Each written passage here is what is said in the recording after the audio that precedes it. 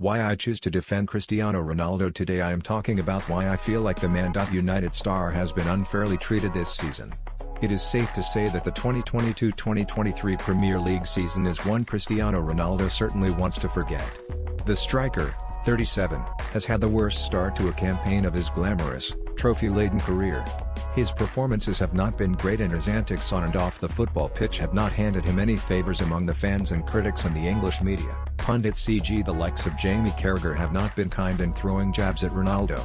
The origins in August 2021, social media and the world at large was set ablaze with the news that Cristiano Ronaldo was returning to Manchester United after 12 years in a move that saw Man United hijack the deal from Man City after it was allegedly reported Sir Alex Ferguson personally phoned Ronaldo to convince him to make that historic return to Old Trafford. We all remember that famous Peter Drury commentary as Ronaldo matched on the turf at Old Trafford for his debut against Newcastle. With the fans and his new teammates behind him, he netted a double. What a dream debut. He's back. Among the others were the headlines that glittered the sports pages and social media days and weeks that followed. He went on to score in all games in the month of September 2021, hence winning both the club and Premier League Player of the Month.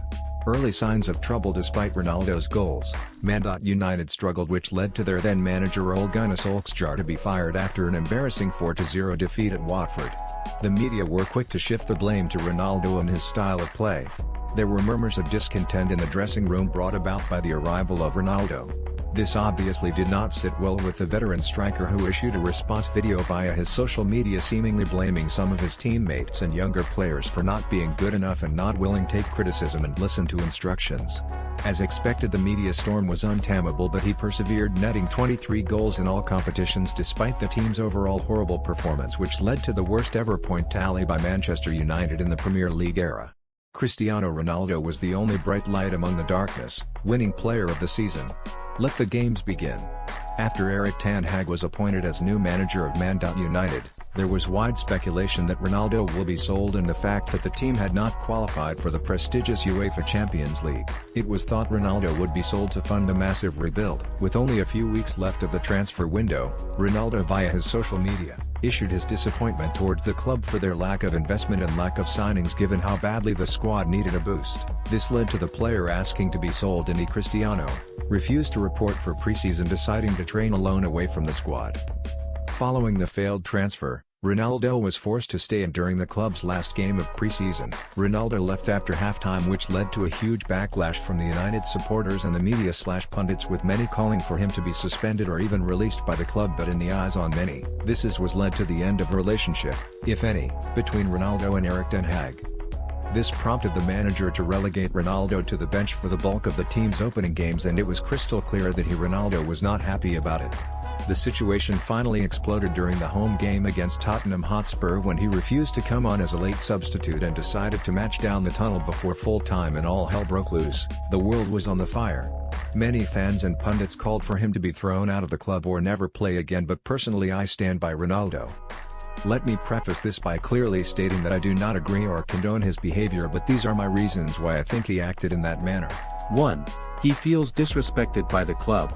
When Ronaldo re-signed for the club in the summer of 2021, certain promises and guarantees were made by the then chairman, Ed Woodward, main one being guaranteeing Champions League football, and the second was promising to massively invest in squad and sign players to boost the team.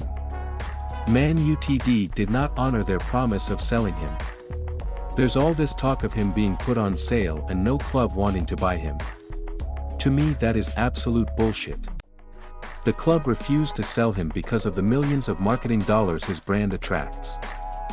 This, I believe, was what created the problem. 2. He feels disrespected by the manager. In his first press conference as Man Utd manager, Erik ten Hag had nothing but praises and plaudits for Ronaldo, praising his goal-scoring record, trophies and his leadership qualities, promising Ronaldo to be a valuable part of his massive rebuild at Old Trafford. So what happened? I believe that after that first incident during pre-season, Ten Hag, a known authoritarian, was not pleased, and rightly so. Wanted to make an example of the superstar, that no one is above the manager or the club. I think, and this is just me thinking, the manager and Ronaldo did not have a talk beforehand. In the eyes of Ronaldo, He was the top scorer, scored 23 goals last season, single-handedly carried the team for the entirety of last campaign, and the new manager and is just sidelined and forgotten. Relegated to the bench and reserves every game without clear reason, and at the same time the other that were terrible last season are given chances game after game. This obviously does not sit well with Ronaldo's already inflated ego, hence the bad behavior. 3. Personal reasons. Being famous is not as fun as most people think. And for a massive personality like Cristiano, it comes with a backload of added pressures from the online trolls, the media, the pundits, the critics, not to mention paparazzi and personal problems. Early this year, Ronaldo and partner Georgina Rodriguez lost their child at birth, and the star did not have time to grieve, as he reported the next day for the league game. That, I'm sure, is a drop in the ocean on the psychological and emotional issues he has to deal with. And like any human, we break. Just like Will Smith at the Oscars. People are not perfect. Sometimes the situations are just too big for even the strongest of minds to handle. In conclusion, I do not agree with what he did, and simultaneously do not preserve to the hate and criticism he is getting. He is still a top player who still has a lot to offer. Let us get behind him instead of dragging him down. Thanks for watching. Please like and subscribe.